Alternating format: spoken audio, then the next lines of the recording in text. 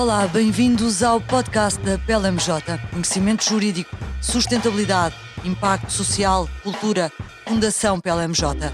Partilha de conhecimento que importa aos nossos clientes, partilha de cultura que importa a todos. Fique desse lado. Que mudanças traz a próxima década quando pensamos no setor de energia? Que políticas, que avanços tecnológicos se adivinham? Que lugar cabe ao consumidor, que também já é produtor, na descentralização do sistema elétrico? No episódio de hoje do podcast da PLMJ é sobre transição energética que falamos com Carlos Pimenta, ex-secretário de Estado do Ambiente e pioneiro na política do ambiente em Portugal, e Nuno Ribeiro da Silva, presidente da Endesa. Do lado da PLMJ junta-se João Marcos Mendes, é sócio da área de energia. Eu sou a Alexandra Ferreira, cabe-me o papel de moderar esta conversa. E antes de mais, agradeço-vos obviamente o vosso tempo e terem aceito este convite da PLMJ. Carlos Pimenta, começava por si, o investimento sustentável, os fatores ESG, ambiente, sociais, de governance, passaram a ser uma exigência dos consumidores. Nessa medida, ganharam uma relevância sem precedentes e são uma vantagem competitiva sustentável, por exemplo, no acesso ao financiamento. Por tudo isto, esta ambição de ser verde vai ser cada vez mais um fator, só por si, motivador de transformação ao nível das empresas? Do lado dos consumidores basta ver anúncios na televisão de produtos alimentares ou de vestuário e que têm umas eólicas ou uns painéis solares por trás. Se não tivesse associado a um sinal positivo que as pessoas têm, mostravam outras coisas. Pronto, jogos de futebol, qualquer outra coisa por trás, mas não eram com certeza energias renováveis. O setor da energia, aliás, é aquele que mais evoluiu e que mais contribuição está a dar no combate às mudanças climáticas. A agricultura está mais para trás, o tratamento dos resíduos tem sido muito difícil de introduzir a economia circular e a reutilização das matérias-primas, etc. Portanto, o vestuário, por exemplo, 8 mil milhões de peças de roupa vão todos os anos para o aterro sanitário sem nunca terem sido vestidas. Portanto, por desperdício. A energia não. A energia avançou, começou porque teve gente que há décadas, quando não era sequer economicamente, entre aspas, na economia, que não tem em conta os malefícios que as nossas atividades causam ao equilíbrio global do planeta e à sustentabilidade da vida, da água, do ar que respiramos para as gerações futuras, a energia que soube reagir. Primeiro com muitas oposições, como um nicho, e depois aos poucos as pessoas que acreditavam na mudança, na chamada transição, não desistiram e fizeram o seu caminho, e hoje é claro que o futuro é verde, os consumidores percebem-me como tal, dão valor a isso, optam muitas vezes, mesmo quando não é mais barato, e depois tem o sistema financeiro que começa a perceber que os malefícios das emissões de CO2 ou dos resíduos nucleares são custos que vão ser passados a quem os causa. E, portanto, também se começam a retrair de se envolverem em risco. E, portanto, não é só do lado dos consumidores, é também do lado dos financiadores, é do lado das autoridades que se começa a ver que o futuro da energia passa pelas renováveis, passa pela eficiência, passa, no fundo, por usar melhor a energia e produzi-la de uma forma mais limpa. Nuno Ribeiro da Silva, e olhando para o lado da empresa, para o lado da Endesa e também com toda a experiência que já vai somando ao longo destes anos no setor de energia, para onde é que vê caminhar, sentem que pilares vê caminhar a transição energética? E falando um pouco também da Endesa, como é que vocês próprios olham para esta matéria do investimento sustentável do Go Green? Pois, Alexandre, obrigado pelo convite. Em primeiro lugar, em particular, empresas que são clássicas no setor, portanto, as chamadas utilities, só têm duas opções. Ou sim mudam de vida. É muito simples. Portanto, não é possível empresas elétricas como a Endesa, como outras grandes empresas, EDP, EDF, etc., do setor, clássicas, gostem ou não, têm que mudar de vida e têm que se adaptar a este novo quadro e este novo paradigma. Portanto, aí estamos, e estamos mergulhados nessa mudança de paradigma, que não é só, e não se reflete, porque isto é mudança de paradigma, é revolução, de facto. E eu não uso palavra impunemente. É porque não é só nas tecnologias de produção mais limpas, substituir a geração com base em carvão, futuramente em gás natural, como já se substituiu praticamente nos derivados do petróleo, mas é também em toda a cadeia, em toda a fieira, ou seja, é a questão das redes, da gestão das redes, da adaptação das redes, de muito alta, média, baixa tensão, e depois em toda a interface da relação com o consumidor. É a revolução, de facto. O setor, e em particular o setor elétrico, está-se a reinventar, a refazer. Para as empresas, portanto, como eu dizia, isto é sim ou sim. As empresas estão motivadas, percebem, para além, enfim, do seu compromisso de responsabilidade ambiental, se quiser assim chamar, é também uma questão de sobrevivência logo em primeiro lugar. Agora, é importante ter presente que, em termos de enquadramento das políticas, seja a nível dos governos, seja a nível dos reguladores, é fundamental que também se criem as condições para que todo este enorme esforço de reconversão completa da infraestrutura, de investimento e mobilização de bilhões e bilhões e bilhões, tenha um suporte, cito um aspecto fundamental, por exemplo, a nível da coerência da fiscalidade, para que também não seja um mergulho no fosso. Ou seja, as empresas estão mobilizadas, estão sensibilizadas, mas não se pode imaginar que vão mobilizar nos seus acionistas e nos mercados dezenas, centenas de milhares de milhões de euros se não houver um racional económico, porque por isso mais vale fechar já, não é? E desistir. Portanto, esse é um aspecto muito importante.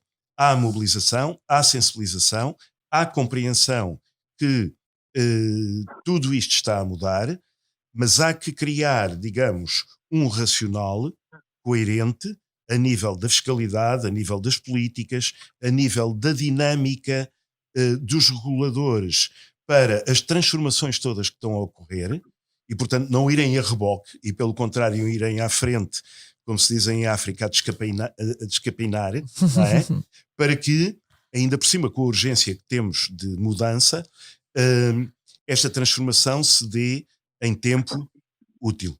Há limites para o First Movers Advantage. Exatamente. É preciso essa estabilidade. João Marcos Mendes, sócio da área de energia da PLMJ. João, o Nuno Ribeiro da Silva falava em condições para que o investimento não seja feito de alguma forma, acho que era essa a ideia, no escuro. É preciso que haja condições legais de estabilidade fiscal para haver incentivos a que de facto se promova o desenvolvimento tecnológico e a aposta nestas novas energias.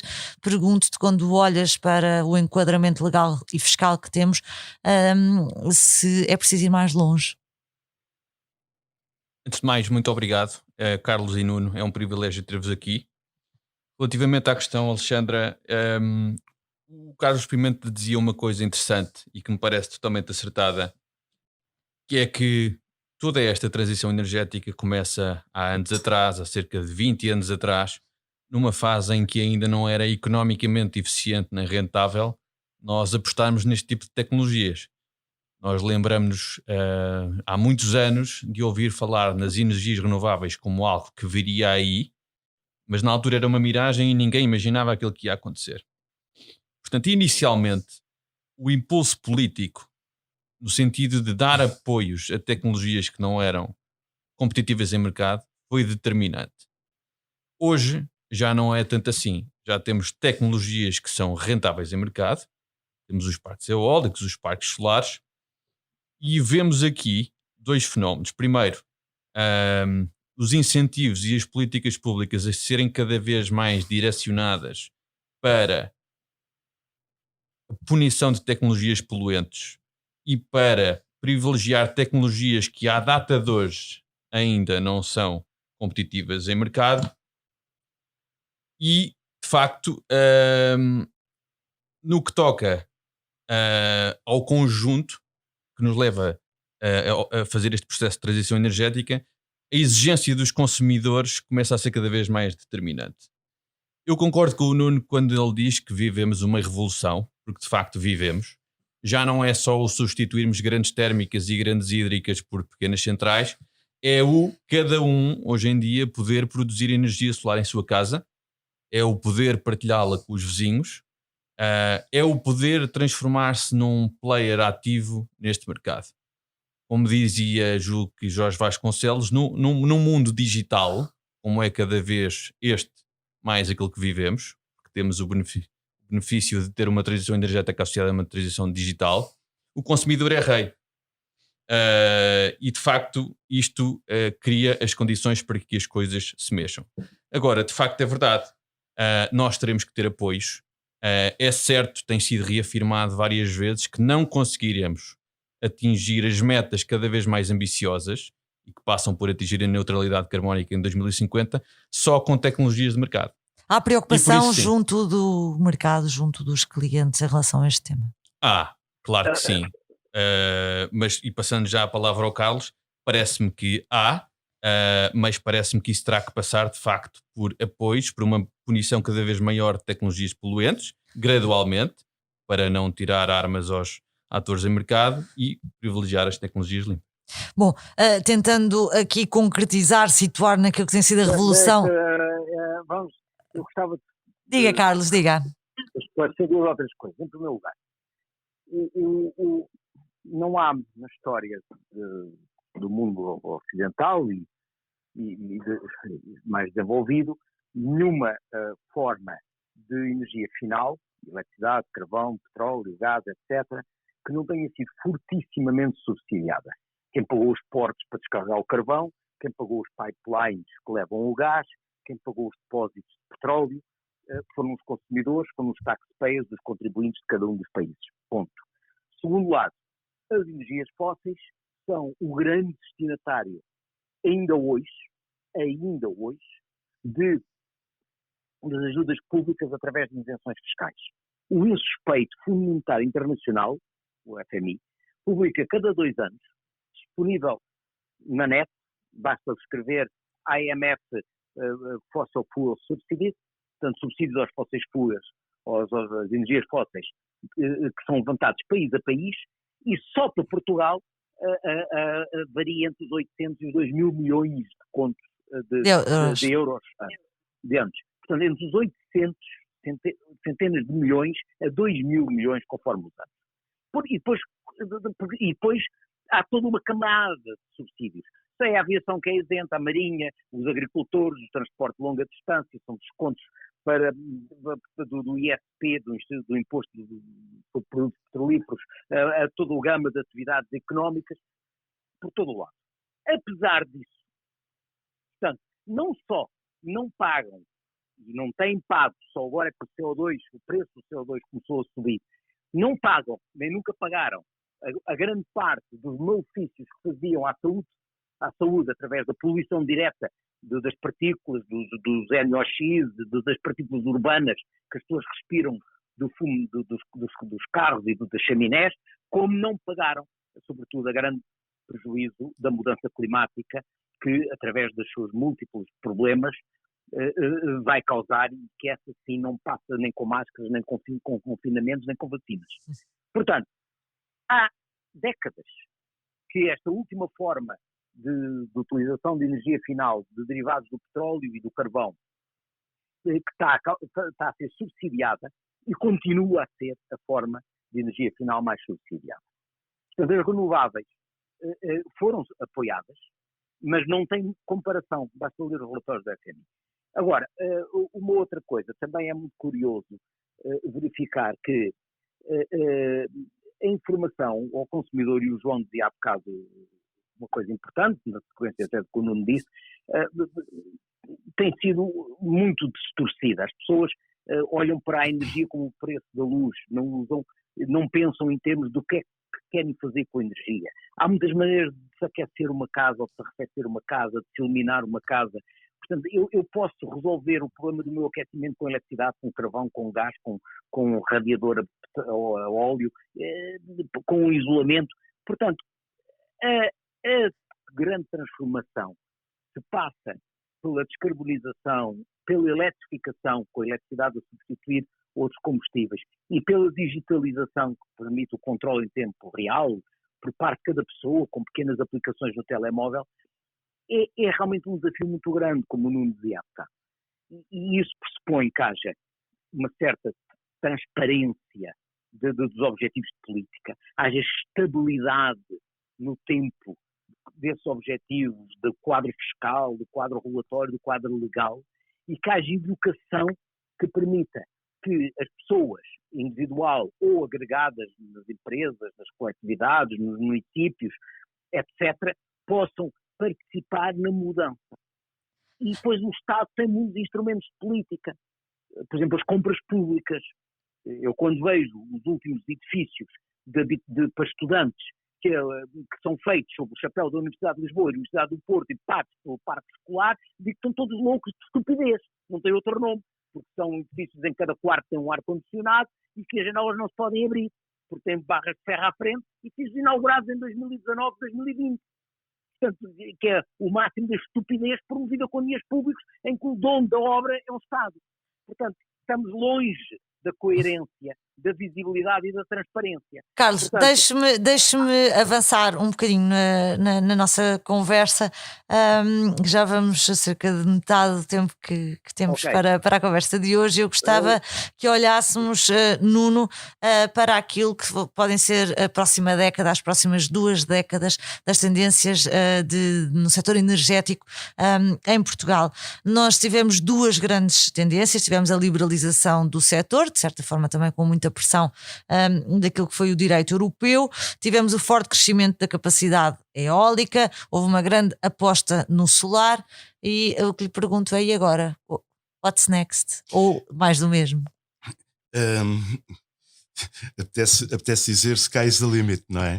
Porque, repare-se, logo um aspecto, nós não podemos imaginar o que será a dinâmica que se venha a criar, é o ter sido chamado o cidadão a ser parte ativa do processo. Uma descentralização do sistema, exatamente, não é? Nós vivemos sempre a questão energética, desde que o homem na caverna apanhava os seus tarecos de lenha para se aquecer.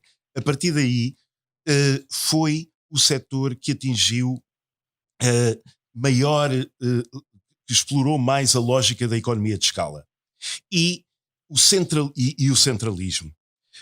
O que significa que as pessoas, o cidadão, as empresas, ficaram longe de serem agentes ativos no seu perfil energético, no seu perfil de consumos.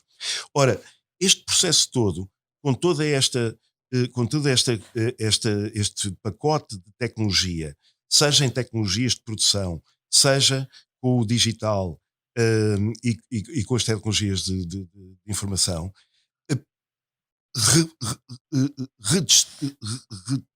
traz de novo o protagonismo e capacidade de ser proativo ao cidadão. É um processo de democratização da energia, em que deixa de haver as remega empresas, que eram nas 10, há 15 anos, nas 10 maiores empresas do planeta, tinha 9 de energia, e nas 50 tinha 38, e hoje não as vê. Vê 3 ou 4 que ficaram. E, portanto, isto é um sinal dos tempos. Ao levarmos para o cidadão, para centenas de milhões de pessoas, o protagonismo na forma como interagem com o tema energético, que é crucial para todos nós, obviamente, aí, como dizia, o céu é o limite. E de facto, esta questão de estar ao acesso, enfim, ainda pode ser um bocadinho incipiente, mas hoje pode ir ou aqui ou a uma loja de grande distribuição, comprar o seu painel solar e o seu modelo a partir do momento em que entramos na mobilidade elétrica, a partir do momento em que temos legislação, e voltarei aqui, porque é importante, e em particular para uma casa como esta, em que eu posso fazer as comunidades energéticas, que posso interagir através no caso da eletricidade e do gás, que também acontecerá, posso interagir via contadores inteligentes com a programação do meu perfil de consumos, com o jogo entre o que eu produzo, seja pelo que acumulei na bateria do carro, seja pelos painéis solares que pus, etc., que eu posso injetar na rede, posso tirar da rede, posso mudar de comercializador, posso estabelecer tetos para o perfil dos meus consumos, posso ter informação sofisticada sobre o que é que me está a gastar cada lâmpada, cada frigorífico e cada aparelho. Quer dizer, tudo isto cria um mundo de desafio e, consequentemente, criatividade que nos levará realmente a sair, digamos, de uma energia stalinista para uma energia profundamente democrática. Open source, quase. Exatamente. Claro, no caminho temos que acompanhar, e aí o papel da legislação e da regulação, para que neste caminho do stalinismo para a democracia participada não haja alguns momentos de anarquia. Há que ter cuidado com isso, sem dúvida. João, agora, força, Nuno. é de facto um quadro completamente diferente. E depois, finalmente, e calmo com isto, haver condições para sairmos do apelo e da chamada de atenção ao lado da procura, como consumimos, para realmente as pessoas poderem ser atores, portanto, participativos, também no lado da procura, como dizia o Carlos, que é outro aspecto que sempre foi o parente pobre, a gente ia sempre falando, mas também porque é mais complexo, mas sempre foi realmente o parente pobre. E aliás, veja-se hoje o que são os fundos que nestes programas europeus estão alocados à recuperação do edificado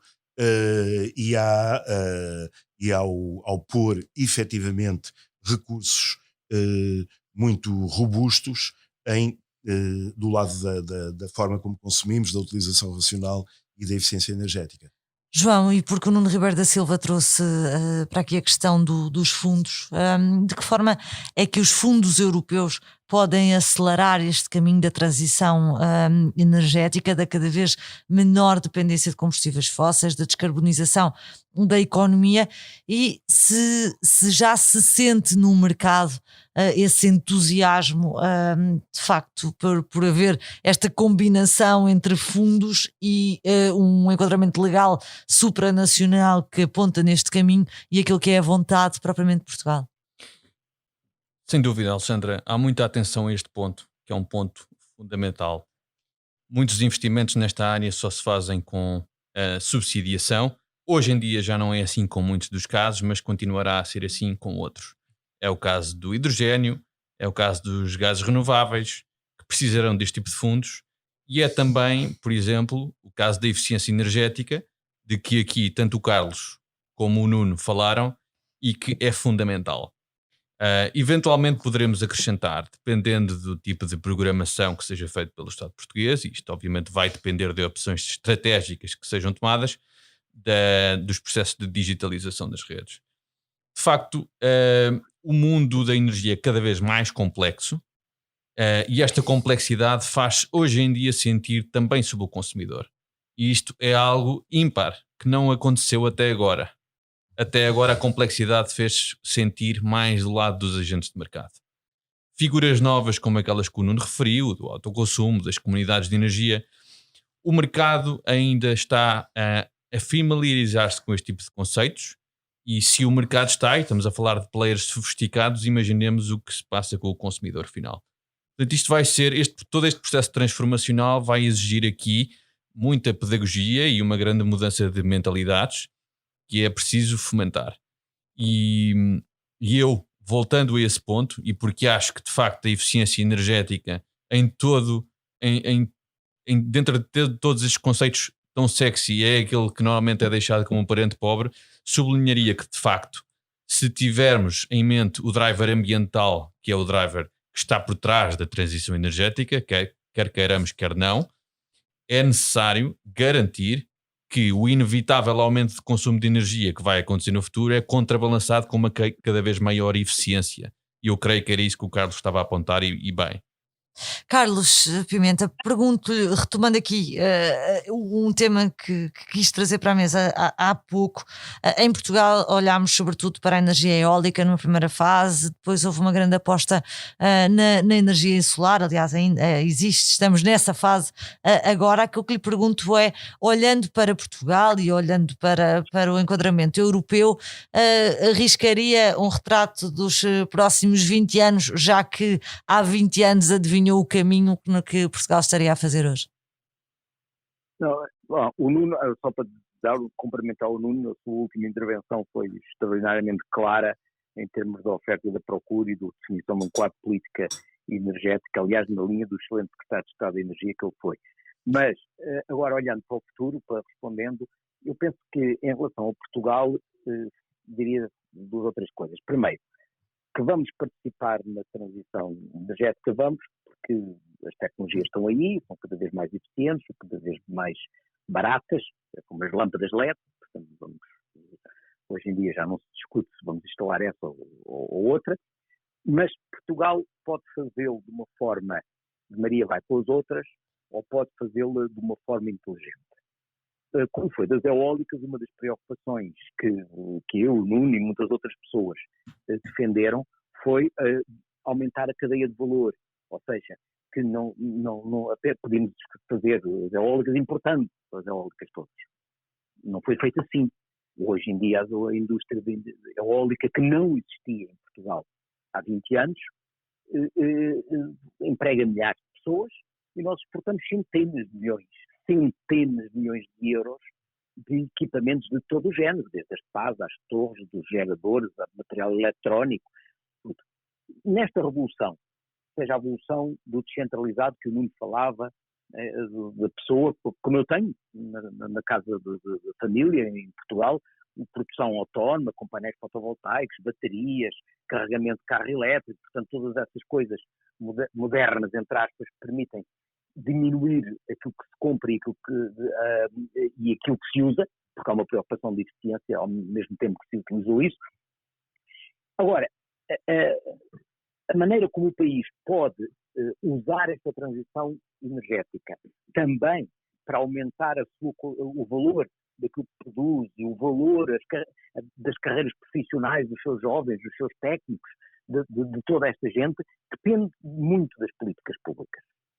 E as políticas públicas, ou seja, as políticas do Estado e das autarquias, das regiões autónomas, são essenciais. Porque, olha, começa logo com as compras do Estado. O Estado é o maior comprador, e o Estado direto e indireto, e os fundos, e ainda para mais tem o controle da maneira como se aplicam os fundos, e negocia os seus regulamentos também em Bruxelas. É inevitável, se o Estado não for inteligente na forma como promove a transição e a inovação, não dá espaço para que as universidades, os institutos, as pessoas, os investidores jovens, startups, etc., participem nessa transformação. E nós iremos apenas a caminho. É diferente fazer o programa e o software e a concepção do multibanco ou apenas utilizar o multibanco e já que facilita muita vida. E, portanto, esta transição, como disse o Nuno, redefine aquilo que nós compramos como energia e a maneira como utilizamos energias. Não vamos meter gasolina no carro, vamos meter eletricidade. Agora, eu nesta mudança para meter eletricidade, posso produzir, consumir, distribuir, comercializar a eletricidade de muitas maneiras e com muitos produtos e muito software. Se eu vou fazer essa transformação sem dar espaço a que haja participação de portuguesa, em sentido largo, de pessoas, de instituições, de universidades, eu perco uma oportunidade única numa geração. Porque a energia faz parte do cotidiano e não é possível conceber o mundo sem energia como base. Portanto, essa parte de aproveitar isto para enriquecer em todos os sentidos da palavra a comunidade nacional e o país e as carreiras profissionais e a vida das pessoas é muito importante. A outra coisa também é a maneira como o Estado tem que agora investir nas infraestruturas inteligentes. É outras redes que implicam outra informática, outra capacidade de dados, outra capacidade de gerir isto a tempo real. As pessoas não têm ideia muitas vezes, mas a eletricidade é o único bem de consumo em que a oferta e a procura têm que se equilibrar em cada segundo. Se nós ligarmos os aparelhos todos numa casa ao mesmo tempo, o quadro dispara, porque está a pedir mais do que o quadro de potência pode permitir passar. E o mesmo, se houver oferta a mais, também, e procura a menos, também dispara. Portanto, tudo isto tem que ser equilibrado. Isto implica toda uma digitalização que vai desde a casa e do aparelho de consumo. Isso também permite depois coisas inteligentes, que é eu não carregar o carro uma hora em que há menos consumo, porque senão há um sobreinvestimento nas redes, etc.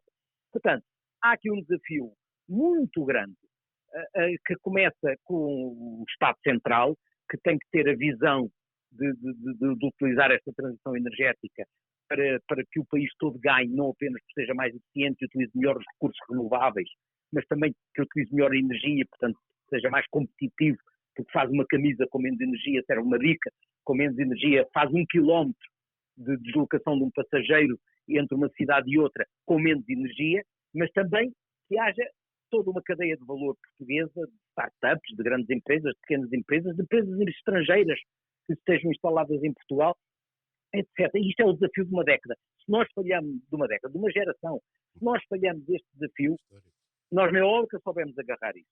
Mas não sei se vamos agarrar isto neste momento. Tenho algumas dúvidas e gostava que isto fosse um tema de reflexão agora na aplicação deste pacotão todo da bazuca.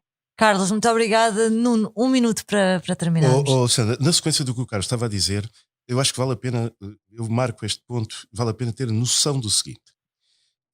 Desde que deixamos de queimar bocados de lenha, e portanto desde que a Revolução Industrial começou, um dos grandes calcanhares daqueles, o grande calcanhar daqueles, pelo menos em termos económicos no nosso país, foi nunca ter explorado, e tem recursos limitados em termos geológicos, carvão, petróleo e gás natural, que chegou a ser 90%, é hoje ainda 3/4 praticamente da energia que nós consumimos.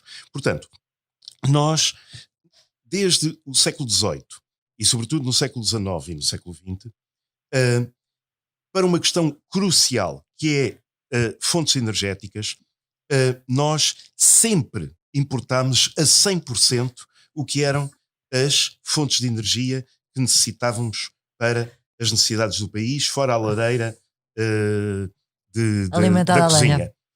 Primeiro aspecto. Mas não é só as fontes de energia, e sabemos bem como isso nos colocou em situações muito melindrosas, quer de não conseguir ter acesso, como é que aconteceu, as pessoas não sabem isso, mas na Primeira Guerra Mundial, não havia carvão, na Segunda Guerra Mundial, em 72, os choques petrolíferos, mas não é só as fontes de energia, é também os equipamentos, e é isto que o Carlos estava a dizer, é que hoje, eu por exemplo, na minha empresa, se quer comprar uma central de ciclo combinado, a escala, a tecnologia, a concentração é de tal ordem que eu tenho 3, 4 suspeitos do costume para ir consultar.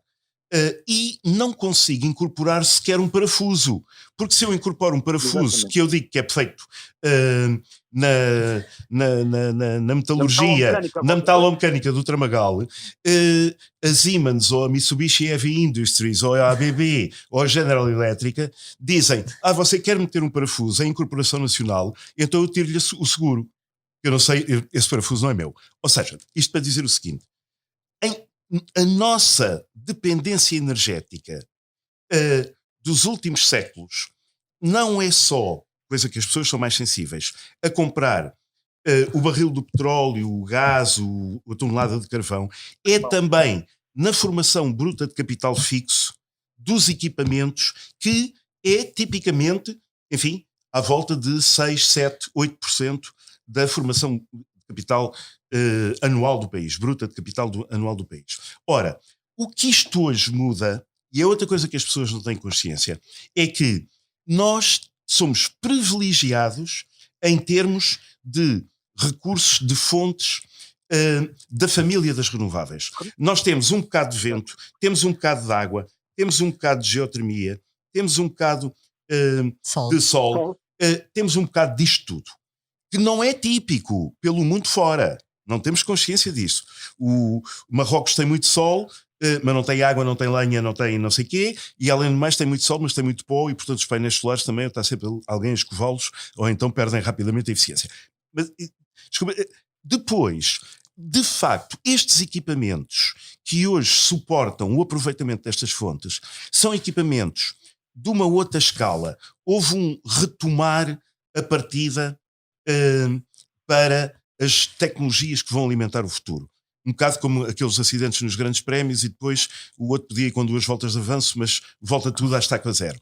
E aqui é a nossa grande oportunidade de aproveitar, até porque estes equipamentos não são equipamentos da mega escala do grupo a carvão, do grupo ciclo combinado, da mega refinaria, do mega grupo nuclear.